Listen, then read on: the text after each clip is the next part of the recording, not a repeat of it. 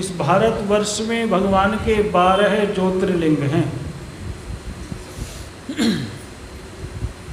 इन 12 ज्योतिर्लिंग का जो स्मरण करता है, 12 ज्योतिर्लिंग के जो दर्शन करता है, भगवान शिव की प्राप्ति उसको हो जाती है। पहले ज्योतिर्लिंग हैं सौराष्ट्र में सोमनाथ जी। दक्ष प्रजापति की 60 कन्याएं थी, जिनमें से 27 कन्याओं का विवाह दक्ष प्रजापति ने श्री चंद्रमा जी के साथ कर दिया था। चंद्रमा जी के साथ, चंद्रदेव के साथ 27 कन्याओं का विवाह हुआ, जिसमें अश्वनी से रेवती पर्यंत 27 कन्याएं थी। नक्षत्रों की भी संज्ञा है। उन 27 कन्याओं में एक कन्या थी रोहिणी। चंद्रमा ने विवाह 27 के साथ किया, लेकिन चंद्रमा रोहिणी के प्रति अधिक आसक्त थे। अन्य जो धर्म पत्नियां थी वो उपेक्षित, अपने को उपेक्षित मानती थी कि चंद्रमा हमारी उपेक्षा कर रहे हैं। तब उन देवियों ने अपने पिता दक्ष प्रजापति से जाकर के चंद्रमा की शिकायत की। दक्ष प्रजापति ने चंद्रदेव को समझाया, कहा सबके साथ समान व्यवहार करना यह घर के मुखिया का कर्तव्य है। चंद्रमा को बात समझ में नहीं आई, समझाने पर भी नहीं माने। तो कुछ समय बाद उन कन्याओं ने जाकर के फिर पिताजी से शिकायत की।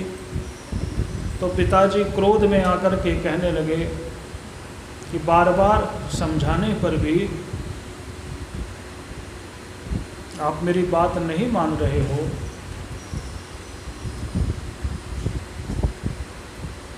तो मैं तुम्हें श्राप देता हूं कि तुम्हें क्षय रोग हो जाएगा। धीरे धीरे तुम घटना आरंभ हो जाओगे और घटते घटते एक दिन नष्ट हो जाओगे। ऐसा चंद्रमा को श्राप दिया। तो चंद्रमा जो पूर्ण आकृति वाले हैं वह धीरे धीरे घटने आरंभ हो गए। जब चंद्रमा घटने लगे तो चंद्रमा को चिंता हुई। चंद्रदेव के घटने पर देवताओं को चिंता हुई। जिस प्रकार सूर्य के बिना ब्रह्मांड की कल्पना नहीं की जा सकती, उसी प्रकार चंद्रमा के बिना भी ब्रह्मांड की कल्पना नहीं हो सकती। चंद्रमा वनस्पतियों के पति हैं।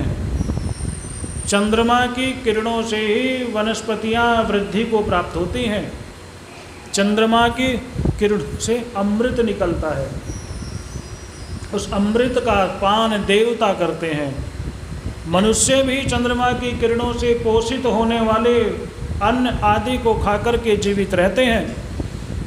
जब चंद्रमा घटने लगा तो सारा जगत मानो घटने लगा। देवताओं को चिंता हुई, चंद्रमा को चिंता हुई। सब देव ऋषि ब्रह्मा जी के पास पहुँचे और प्रार्थना करने लगे कि चंद्रमा यदि नष्ट हो गया तो जीवन ही समाप्त हो जाएगा। चंद्रमा समाप्त नहीं होना चाहिए। तब ब्रह्मा जी ने कहा कि भावी मेट सके त्रिपुरारी, भगवान शिव ही भविष्य में होने वाली घटनाओं को रोकने की शक्ति रखते हैं। जो घटनाएं अवश्यंभावी हैं वह घटनाएं भगवान शिव की कृपा से रोकी जा सकते हैं।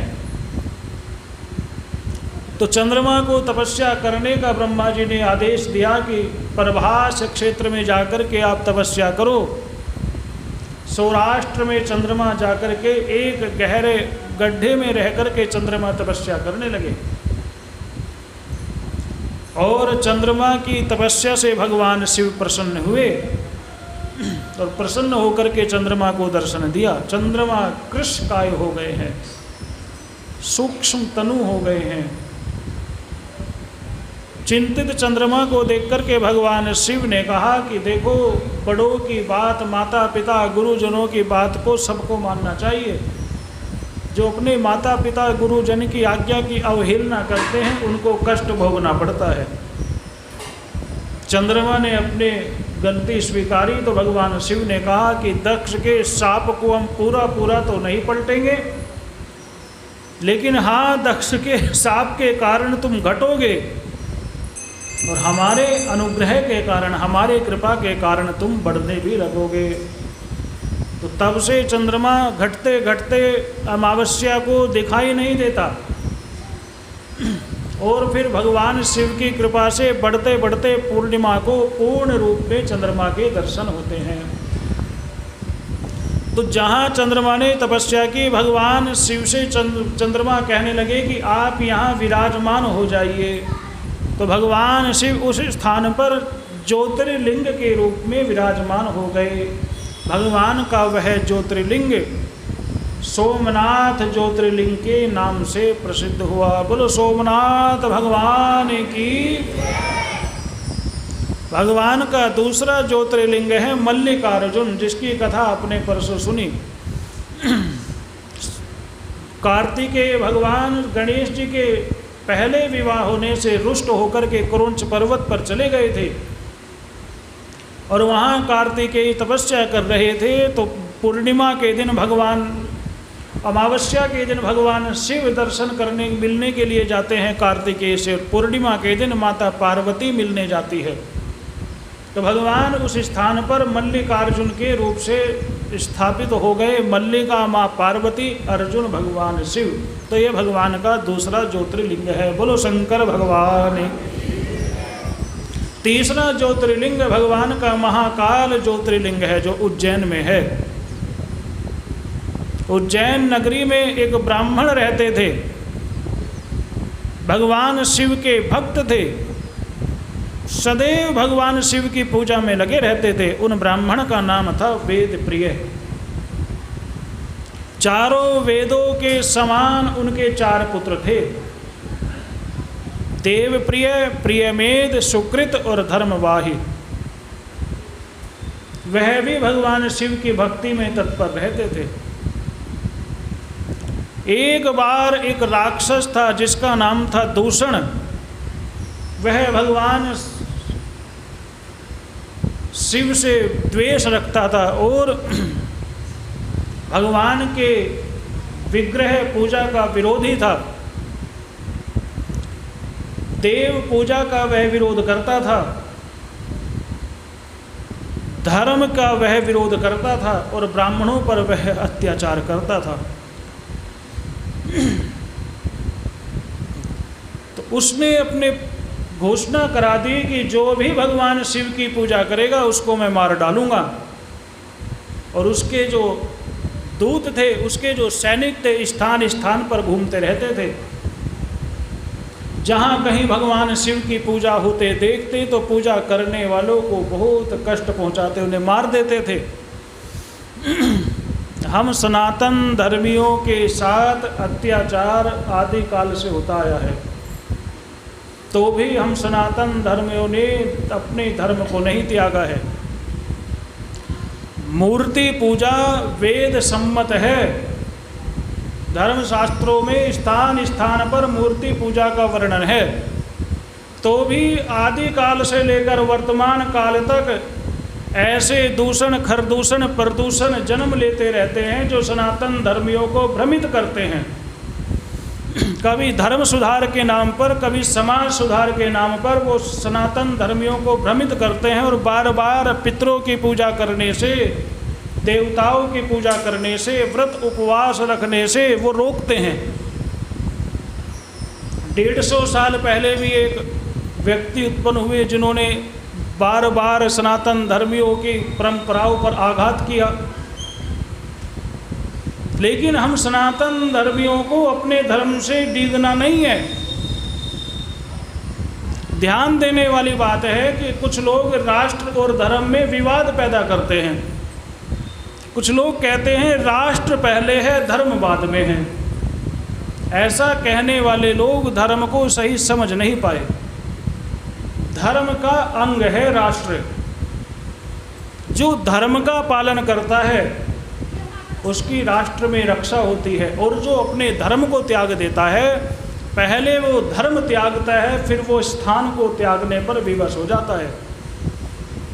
जितने भी स्थानों पर आज अन्य मतों के लोगों का आधिपत्य है, अफ़गानिस्तान हो, पाकिस्तान हो, चाहे बांग्लादेश हो, चाहे ईरान हो, जितने भी देश हैं, वहाँ के हिंदुओं ने पहले धर्म त्यागा। क्या त्यागा? पहले धर्म त्यागा, उसके बाद उन्हें जगह भी त्यागनी पड़ गई। ऐसी नौबत आ गई। तो धर्म और राष्ट्र में यदि चुनना हो तो पहले धर्म को चुनना चाहिए। धर्म और राष्ट्र सनातन धर्म का ही अंग है। तो जो जिस स्थान पर धर्म का पालन होता हो उस स्थान पर रहना चाहिए, ऐसा हमारे बड़ों ने कहा है। तो धर्म और राष्ट्र अलग अलग नहीं है। धर्म विहीन राष्ट्र नष्ट हो जाता है, अशांति हो जाती है जिस राष्ट्र में धर्म न हो। धर्म सम्राट स्वामी करपात्री जी महाराज कहते हैं कि ब्राह्मण भी यदि राजा हो और वो धर्म कर्म न करता हो तो उसके राज्य में रहने वाले लोग भी दुखी रहते हैं। यदि ब्राह्मण भी राजा बन जाए और वो धार्मिक ना हो। उदाहरण के तौर पर रावण को देख लो। रावण राजा तो था लेकिन वहाँ धर्म का नामो निशान नहीं था। क्षत्रिय भी हो और यदि धर्म पालन न करता हो तो ऐसे राजा के राज्य में भी शांति नहीं होती। धर्मशास्त्रों में वेन की कथा आती है। वेन, वह वेन धर्मशास्त्रों के विरुद्ध आचरण करता था और उसके राज्य में कोई सुखी नहीं था। तो ब्राह्मण, क्षत्रिय, वैश्य, शूद्र राजा बने, इससे फर्क नहीं पड़ता। फर्क इससे पड़ता है कि राजा जो भी हो वह धर्म का पालन करने वाला हो। वह धर्म का पालन करने वाला हो। उस राजा को महत्व दिया जाना चाहिए जो राजा धर्म का पालन करता हो। एक छोटा सा उदाहरण देख लीजिए।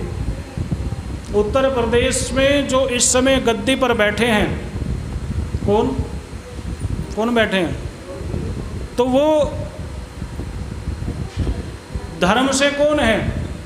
सन्यासी हैं। कौन है? मठ के सन्यासी हैं। तो जब एक मठ का सन्यासी राजगद्दी पर बैठता है तो उसके राज्य में ना चोरी होती है, न महिलाओं को कोई कुछ कह सकता है, लड़कियां सुरक्षित अपने स्कूल जाती हैं। अब कितनी घटनाएं होती हैं गले से चैन छीनने की, कितनी सड़कों पर मोटरसाइकिलें लूटते हैं, कितनी चोरी चकारी होती है। तो यदि धार्मिक राजा गद्दी पर बैठेगा तो ऐसा ही प्रभाव होगा जैसा योगी जी के गद्दी पर बैठने पर होता है। वो वैसे तो सन्यासियों का कोई जाति नहीं होती, लेकिन यदि जाति की भी चर्चा करें तो वो क्षत्रिय, जन्म से क्षत्रिय, कर्म से सन्यासी, और परिस्थिति वश जब राजगद्दी पर बैठे तो उन्होंने अनेक प्रदेशों के मुखियाओं को राज्य करना सिखा दिया। अब लोग देखने आते हैं कि तुमने अपराध को कैसे नियंत्रित किया। तो ये राजा का गुण है। जब राजा गद्दी पर बैठता है और धर्मात्मा राजा गद्दी पर बैठता है तो प्रजा को सुख मिलता है, तब प्रजा सुखी होती है। तो धर्म सबसे ऊपर होना चाहिए। हमारी दृष्टि में सबसे ऊपर धर्म होना चाहिए। जो धर्म का है वो हमारा भाई है। जो धर्म को मानने वाला है, जो सनातन धर्म का पालन करने वाला है, वह हमारा भाई है। वो चाहे किसी जाति का और चाहे किसी बिरादरी का हो। और यदि हमारा अपना सगा भाई भी है और धर्म का पालन नहीं करता तो वह भी ऐसे ही त्याग देने योग्य है जैसे विभीषण ने रावण को त्याग दिया था। क्यों त्याग दिया था? क्योंकि रावण धर्म का पालन नहीं करता था। सगा भाई यदि धर्म के विरुद्ध जाए तो हम सनातन धर्मी उसको त्यागने में देर नहीं लगाते। और कोई पराया व्यक्ति भी धर्म पालक हो तो हम उसको भी सम्मान देते हैं। सनातन धर्मियों को बदनाम करने के लिए न जाने क्या क्या चक्र चलाए गए। कुछ लोग कहते हैं कि सनातन धर्म में महिलाओं को पढ़ने का अधिकार नहीं था, कोई आए उन्होंने महिलाओं को पढ़ने का अधिकार दिया। ऐसा नहीं है। सनातन धर्म में गार्गी आदि विदुषी, मदालसा जैसी विदुषी, अरुणधति जैसी विदुषी उत्पन्न हुई हैं, सीता जैसी विदुषी उत्पन्न हुई है, द्रौपदी जैसी। अब उनको आप अनपढ़ कहोगे? कौन कह सकता है कि द्रौपदी अनपढ़ थी? कौन कह सकता है कि सीता अनपढ़ थी? ये सब पढ़ी लिखी महिलाएं थी। तो यदि कोई कहे कि सनातन धर्म में पहले महिलाओं को पढ़ाया नहीं जाता था, तो उन्होंने धर्मशास्त्रों को पढ़कर नहीं देखा। यदि धर्मशास्त्र पढ़ते तो ऐसी बात न कहते। कोई कहता है सनातन धर्म में भेदभाव होता था, सनातन धर्म में भेदभाव होता तो भगवान राम सबरी के हाथ से झूठे बेर न खाते। श्री कृष्ण विदुर के घर जाकर के अन्न ग्रहण न करते। सनातन धर्म ग्रंथों को जब आप देखोगे तो अब आपको ज्ञात होगा कि राजा के मंत्रिमंडल में चारों वर्णों के लोग रहते थे। राजा का जो मंत्रिमंडल होता था उसमें ब्राह्मण, क्षत्रिय, वैश्य, शूद्र चारों वर्णों के लोग मंत्री रहते थे। लेकिन हमारे धर्म में कभी बांटने की बात नहीं हुई, जोड़ने की बात हुई। अब परिस्थिति ऐसी हो गई है कि जो जितना समाज को बांट सकता है वो उतना अधिक उन पर शासन कर सकता है। अंग्रेज़ों ने सिद्धांत दिया बांटो और राज करो, तो उस सिद्धांत का पालन यदा कदा आज भी कहीं कहीं हो जाता है। सभी वर्ण सनातन धर्म ही हैं। सनातन धर्म में ना कभी दलित शब्द था, सनातन धर्म में सवर्ण सब है, अवर्ण कोई नहीं है। जो सनातन धर्म में पैदा हो गया वो क्या है? वो सवर्ण है। सवर्ण वर्ण से युक्त, उसका कोई ना कोई वर्ण है। तो शूद्र भी सवर्ण हैं, वैश्य भी सवर्ण हैं, क्षत्रिय भी सवर्ण हैं, ब्राह्मण भी सवर्ण है।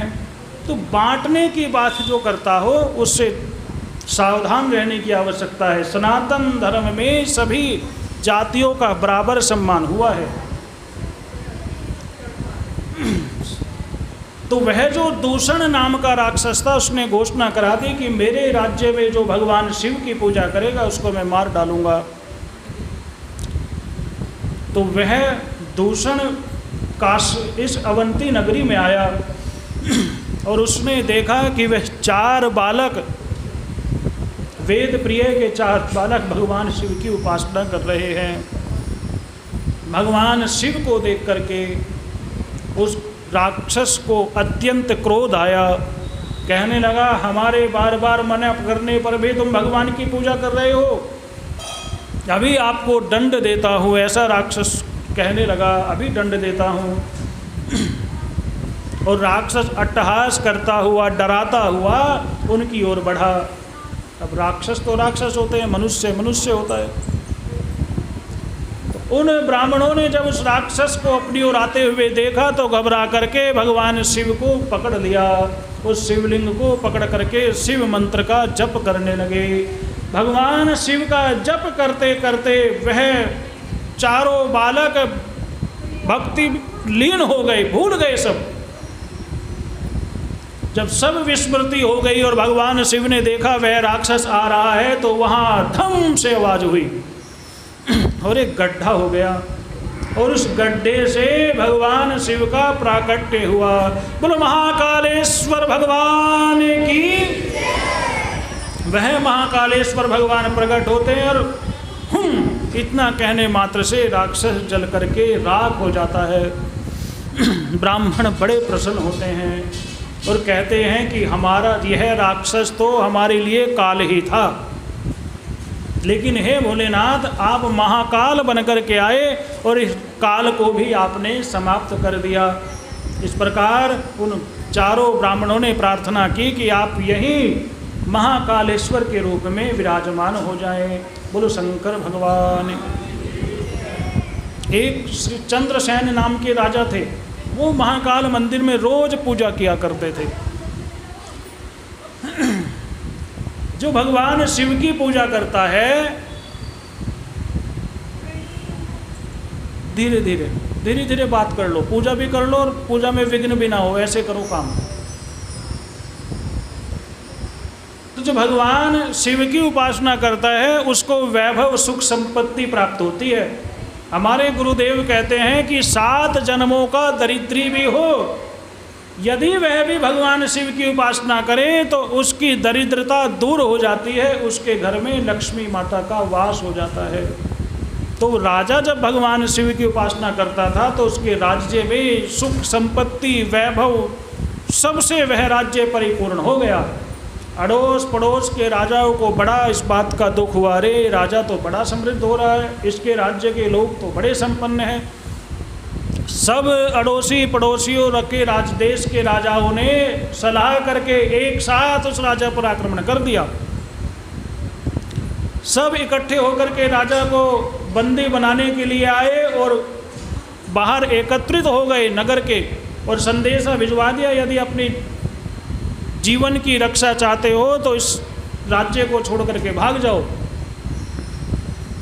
तो राजा ने विचार किया कि भगवान शिव की उपासना से ये मेरा यह संकट भी दूर हो जाएगा, और उस राजा ने महाकालेश्वर भगवान की विधिवत पूजा आरंभ कर दी। नगरवासियों को ज्ञात हुआ कि राज्य पर विपत्ति आई है, तो सारे नगरवासी जिसके घर में जो पूजा सामग्री थी, जो माली था वो फूल लेकर के जाता, जो वस्त्र रखता था वो वस्त्र लेकर के जाता, जिसके घर में जो सामग्री होती भगवान की पूजा के लिए वह सामग्री लेकर के जाते कि राज्य पर विपत्ति आई है और राजा भगवान की पूजा कर रहे हैं। तब वह राजा के पास एक ग्वाला भी आया, जो अपनी माता के साथ आया था, छोटा सा बालक था। विचार किया कि राजा भगवान शिव की उपासना कर रहे हैं, शिव उपासना में दूध दही घी की आवश्यकता होती है, तो वह ग्वाले दूध दही घी आदि लेकर के आए। तो वह बालक खड़े होकर के देख रहा था भगवान शिव की पूजा, राजा कैसे भगवान को दूध चढ़ा रहे हैं, कैसे दही चढ़ा रहे हैं, कैसे घी से स्नान करा रहे हैं, शहद से शर्करा से पंचामृत से भगवान का अभिषेक हो रहा है। वह बालक बड़े ध्यान से देख रहा था। पूजा समाप्त हुई, सब अपने अपने घर चले गए। उस ग्वाले के लड़के ने विचार किया मैं भी ऐसे ही पूजा करूँगा, और उस बालक ने कहीं से एक पत्थर उठा करके अपने आंगन में स्थापित कर दिया और घर से दूध दही घी लेकर के आ गया और उस पत्थर पर नमः शिवाय कह करके चढ़ाने लगा। माँ ने देखा, माँ ने कहा अरे क्या कर रहा है, भगवान शिव की पूजा तो मंदिर में होती है, ये शिवलिंग तो घर में रख लिया तूने। माँ ने और निकट आकर के देखा तो शिवलिंग भी नहीं था, एक साधारण पत्थर था। वह बालक बड़े भाव से मग्न होकर के भगवान शिव की पूजा कर रहा था। माँ ने बालक से कुछ कहा तो बालक को सुनाई नहीं दिया, इतना भक्ति में लीन था। माँ ने सोचा मेरी अवहेलना कर रहा है, और बाँह पकड़ करके खींच करके माँ उसको ले गई और ले जा करके कमरे में बंद कर दिया। और वह बालक रोने लगा। रोते रोते रोते रोते उसकी पूरी रात बीत गई। अंततो गत्वा भगवान शिव उस बालक को दर्शन देने के लिए आए, और भगवान शिव ने जिस स्थान पर वह पत्थर रखा था उस स्थान पर भगवान शिव ने अपना ज्योतिर्लिंग स्थापित कर दिया और भव्य मंदिर बना दिया। गांव के लोगों ने जब सुबह उठ कर के देखा और उस खाली स्थान पर भव्य मंदिर देखा और उस बालक की भक्ति की चर्चा सुनी, तो गांव वाले उस मंदिर में दर्शन करने आए और सभी ग्रामीणों ने भगवान का खूब कीर्तन किया, खूब भजन किया। राजा को यह बात पता चली कि मेरी नकल करके एक बालक ने भगवान की पूजा की और भगवान शिव ने उस बालक को दर्शन दिए हैं, तो वह राजा भी उस बालक के शिवलिंग के दर्शन करने के लिए आए। और राजा ने वहाँ भव्य रूप से भगवान शिव की पूजा की। भगवान शिव की पूजा की तो पड़ोस के राजाओं को पता चल गया जो नगर के बाहर थे, एक अनजान बालक शिव की पूजा करता है तो भगवान शिव को प्रकट कर लेता है, और ये राजा तो विधि विधान से भगवान की पूजा कर रहा है। तो ये राजा भगवान को क्यों प्रकट नहीं कर पाएगा। उन राजाओं ने सोचा कहीं ऐसा ना हो कि भोलेनाथ प्रकट हो जाएं और हमें ही दंड दें। तो राजाओं ने उस चंद्रसेन नाम के राजा से शत्रुता मिटा करके मित्रता कर ली और कहा कि हमारे भी राजा आप ही हैं, आप जैसा भक्त हमने कहीं नहीं देखा। तो इस प्रकार भगवान शिव का वह भक्त चंद्रसेन पूरे विश्व में विख्यात हो गया। बोलो शंकर भगवान की, उमापति महादेव की, वृंदावन बिहारी लाल की। जब सब राजाओं ने मित्रता स्थापित कर ली तो सब राजा उस बालक को देखने के लिए आए, करके हनुमान जी भी उस बालक के दर्शन करने के लिए आए। बोलो पवन सुत हनुमान। हनुमान और शिव में कोई भेद नहीं है। मानो भगवान शिव पुनः उस बालक को दर्शन देने के लिए आए। अद्भुत संकीर्तन होने लगा।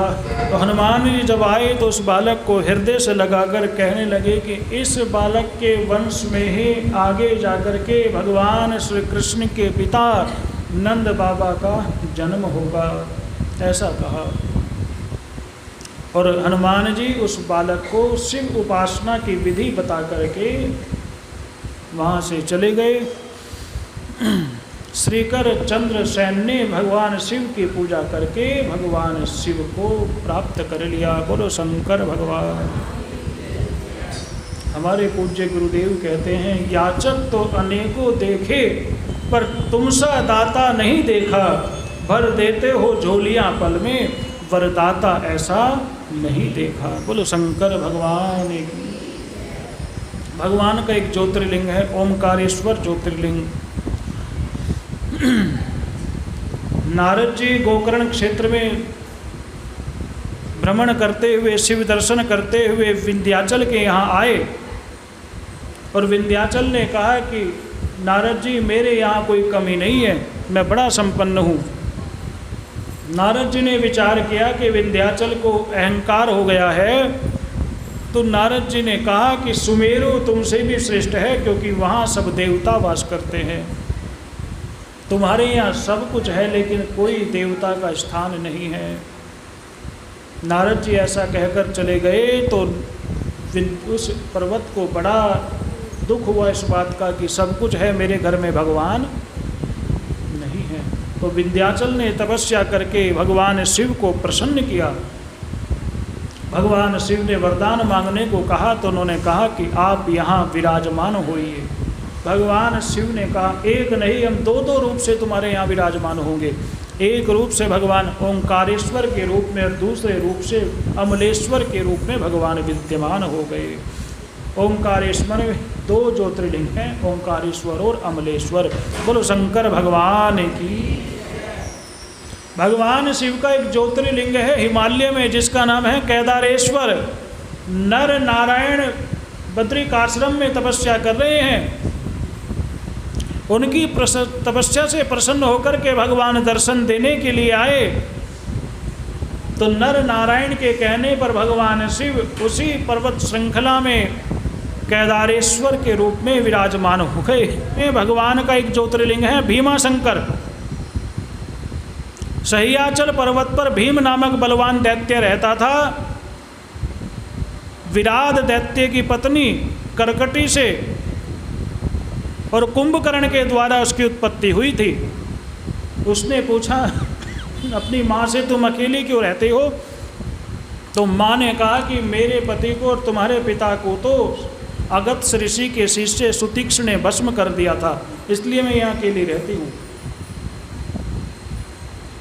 एक बार रावण का भाई कुंभकर्ण यहाँ आया और उसी के द्वारा तुम्हारा जन्म हुआ, और तुम्हारा जन्म हुआ तो वह लंका चला गया। लेकिन तुम्हारे पिता को भी भगवान विष्णु ने मार दिया। तो कहा कि अब मैं भगवान विष्णु से बदला लूँगा, और उसने 1000 वर्ष तक तपस्या की। ब्रह्मा जी को प्रसन्न करके युद्ध में भगवान विष्णु को जीत लिया, और वह पृथ्वी को जीतते हुए काम रूपाधीश्वर को जीतने गया। राजा को वर प्रभाव से कैद में बंद कर कैदी बना लिया उस राक्षस ने। उस राजा ने उस राक्षस की कैद में भगवान शिव की उपासना की। राजा की पत्नी दक्षिणा भी वहीं रह करके भगवान शिव की उपासना करती थी। राक्षस जब राजा को त्रास देने लगा तो भगवान शिव उसी कारागार में प्रकट हुए और उस राक्षस को मार डाला, और उस राक्षस को मार करके भगवान उस स्थान पर भीमा शंकर के नाम से विख्यात हो गए। बोलो शंकर भगवान उमापति महादेव की। काशी में भगवान विश्वनाथ के रूप में विराजमान हैं। काशी की महिमा कौन बता सकता है? काशी ऐसी कौन सी नगरी है जो काशी से तुलना कर सके? कोई नगरी काशी के लिए काशी की तुलना नहीं कर सकती। भगवान शिव कहते हैं कि मुझे काशी अत्यधिक प्रिय है। इस स्थान में रहने वाले कीट पतंगे तक मुक्त हो जाते हैं। वह स्थान मुक्त रहता है और इस स्थान में रहने वाले जीव भी मुक्त हो जाते हैं। वह स्थान अविमुक्तेश्वर क्षेत्र के नाम से जाना जाता है। वह अविमुक्त क्षेत्र भगवान शिव का स्थान है। वहाँ मुक्ति के लिए न तप की आवश्यकता है, न ज्ञान की आवश्यकता है, न तपस्या की आवश्यकता है, न व्रत उपवास की आवश्यकता है। शिव स्मरण करते हुए इस स्थान पर रहा जाए तो भगवान शिव प्रत्येक जीव को तारक मंत्र प्रदान करते हुए मुक्त कर देते हैं। यह काशी विश्वनाथ की महिमा है। बोलो शंकर भगवान की। गौतम ऋषि की पत्नी अहिल्या, गौतम ऋषि की पत्नी अहिल्या एक स्थान पर रहते थे, ब्रह्मगिरी नीलगिरी पर्वत पर। एक बार वहाँ अकाल पड़ा तो गौतम ऋषि ने वरुण देवता की तपस्या की, तो वहाँ एक छोटा सा तालाब, एक गड्ढा बना दिया वरुण देवता ने, और वह गड्ढा जल से परिपूर्ण रहने लगा। पूरा क्षेत्र हरा भरा हो गया। सारे ऋषि मुनि उस स्थान पर आकर के रहने लगे। गौतम की पत्नी अहिल्या एक बार जल लेने के लिए उस स्थान पर गई। ऋषि पत्नियों के साथ उनका कुछ बात हो गई, कहा सुनी हो गई। ऋषि पत्नियों ने अपने पतियों से शिकायत की और कहा कि गौतम ऋषि को यहाँ से आप भगा दीजिए। गणेश जी की उपासना की। उपासना करके गणेश जी से कहा कि इन ऋषि को कैसे भी यहाँ से भगाइए। तो गणेश जी ने कहा, संत अपमान, संत पर किया गया प्रहार, संत का किया गया अहित, अहित करने वाले का ही विनाश कर देता है। इसलिए संतों पर कभी आरोप प्रत्यारोप आदि नहीं लगाने चाहिए। लेकिन तुमने तपस्या की है तो तुम्हारी तपस्या का फल मुझे देना है। गणेश जी गाय बन करके उस उपवन में, उस बगीचे में घूमने लगे। उन गौतम ऋषि ने एक घास का तिनका उठा करके उस तिनके से उस गाय को दूर करने के लिए वो तिनका मारा, और उस तिनके के प्रहार से ही उस गाय के प्राण पखेरु हो गए। वो गाय कौन थे? गणेश जी थे। तो ऋषियों ने कहा, तुमने गौ हत्या की है, पूरी पृथ्वी की 7 बार परिक्रमा करो तब तुम्हारी गौ हत्या दूर होगी। तो परिक्रमा करने के लिए गौतम ऋषि और अहिल्या जी जाने लगे। उनके जाते ही वह जो जल का स्रोत था वह सूख गया और सारे ऋषि मुनि भूखे मरने लगे।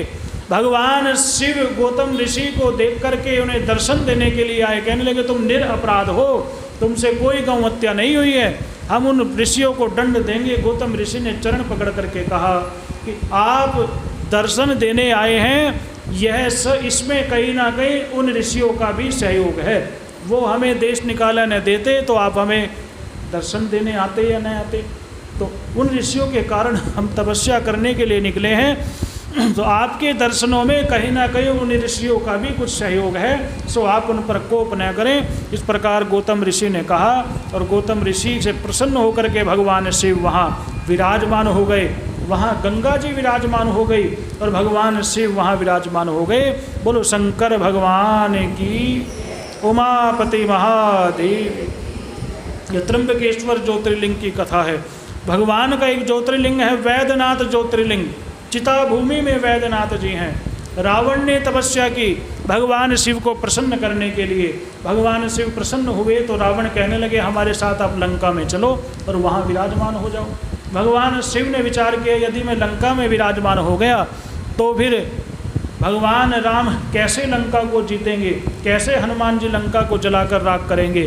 तो भगवान शिव जाना नहीं चाहते थे, तो अपना ज्योतिर्लिंग देते हुए कहा कि इसको एक बार जहाँ स्थापित कर दोगे वह वहाँ से अपनी जगह से हिलेगा नहीं। तो रावण आकाश मार्ग से जा रहा था, देवताओं को चिंता हुई यदि ज्योतिर्लिंग लंका में चला गया तो फिर रावण को जीतना असंभव हो जाएगा। तो गणेश जी से प्रार्थना की। गणेश जी एक स्थान पर गोपाल के रूप में गऊ चरा रहे थे और गणेश जी की प्रेरणा से रावण को लघु शंका लगी और रावण को लघु शंका, ऐसी लघु शंका लगी कि वह उस वेग को रोक न पाया। और रावण ने देखा यहाँ तो केवल एक ही ग्वाला है, उस ग्वाले को शिवलिंग देते हुए कहा कि हम जरा आ रहे हैं और तब तक इसको संभालो, भूमि पर मत रखना। वह छोटा सा बालक शिवलिंग लेकर के खड़ा हो गया। अब रावण को इतनी लघु शंका हुई, इतनी लघु शंका हुई कि बहुत समय बीत गया। भगवान की माया थी। तो रावण ने जब अधिक समय व्यतीत किया तो उन गणेश जी ने वह ज्योतिर्लिंग उसी स्थान पर रख करके अंतर ध्यान हो गए और वह ज्योतिर्लिंग वहाँ वैद्यनाथ के रूप में स्थापित हो गया। बोलो शंकर भगवान की। दारुक वन में भगवान नागेश्वर के रूप में विराजमान होते हैं। राक्षस राज दारुक और उसकी पत्नी दारुका माता पार्वती की भक्ता थी। तो 100 योजन विस्तार वाले वन में रह कर के वह कष्ट, भक्तों को कष्ट देते थे। प्रजा दुखी होकर के और ऋषि की शरण में गई और ऋषि ने कहा कि जो यहाँ हिंसा करेगा, यज्ञ नष्ट करेगा, वह मारा जाएगा। देवताओं ने आक्रमण कर दिया और युद्ध करने लगे। दैत्य विचार करने लगे यदि हम युद्ध करेंगे तो मरे, अब क्या युद्ध करें तो स्वयं मरे, ना करें तो देवता मार देंगे। तो दारुक उस स्थान को लेकर के समुद्र में चली गई और वह स्थान समुद्र में स्थापित कर दिया। एक सुप्रिय नाम का वैश्य था जो भगवान शिव की पूजा किए बगैर जल तक नहीं पीता था। नाव में बैठ करके वह दूसरे देश में व्यापार के लिए जा रहा था।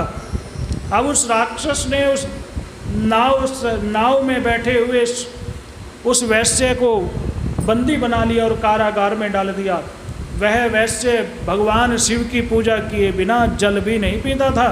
तो उस वैश्य ने उस कारागार में ही बालू के शिवलिंग बना करके उन्हीं की मानसिक पूजा करनी आरंभ कर दी। 6 महीने तक उन्होंने पूजा की।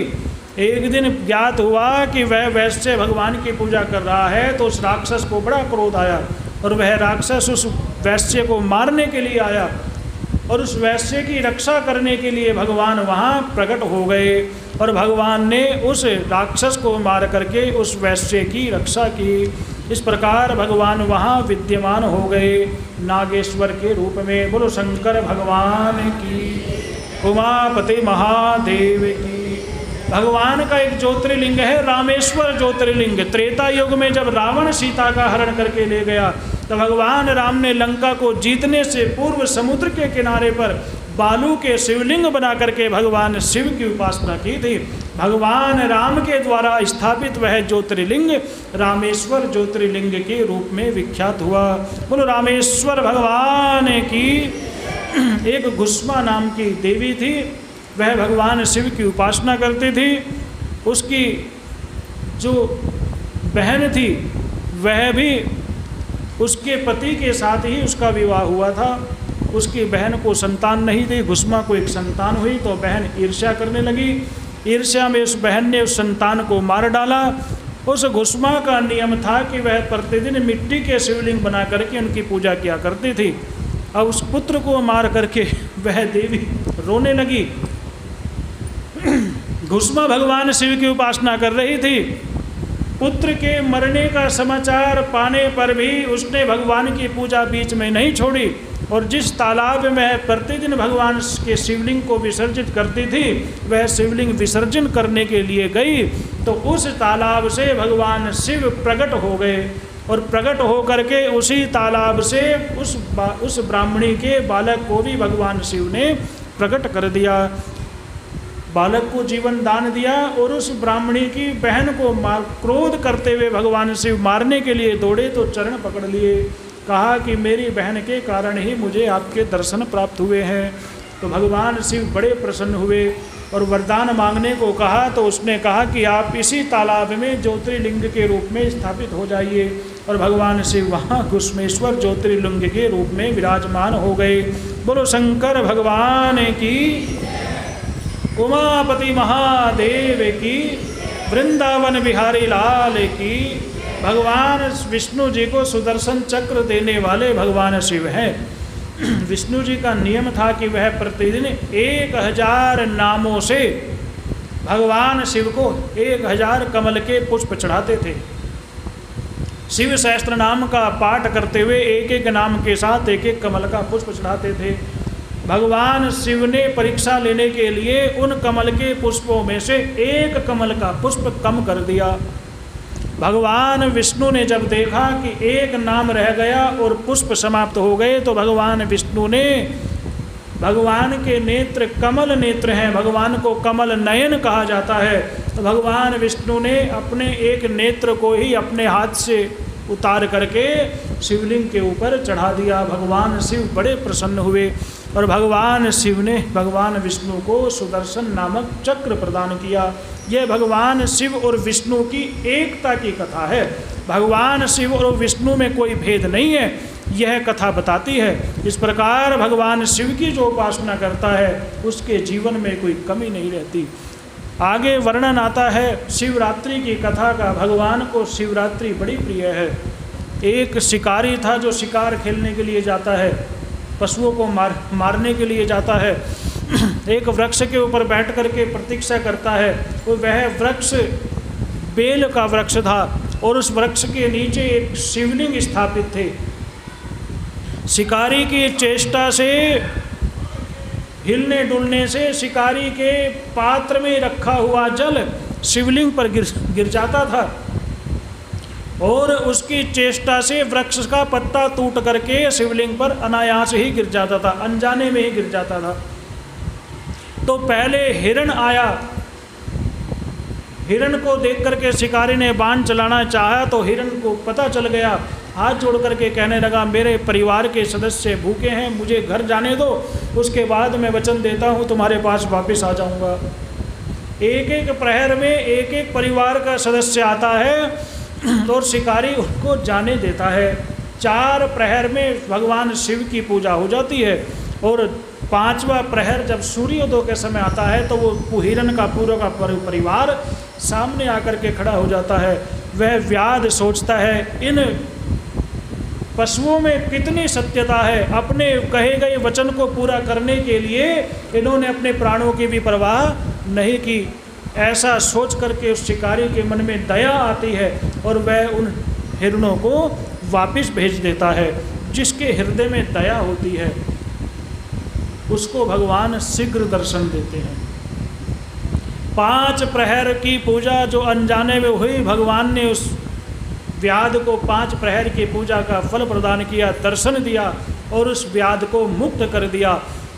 अनजाने में की गई शिव पूजा का जो फल है और कोई जानबूझकर करे तो उसके फल की कोई गणना कर सकता है? ऐसे भगवान शिव दयालु हैं, तो ऐसे भगवान शिव की नित्य प्रति पूजा करनी चाहिए। बोलो शंकर भगवान की, उमापति महादेव की, वृंदावन बिहारी लाल की, सच्चिदानंद भगवान की।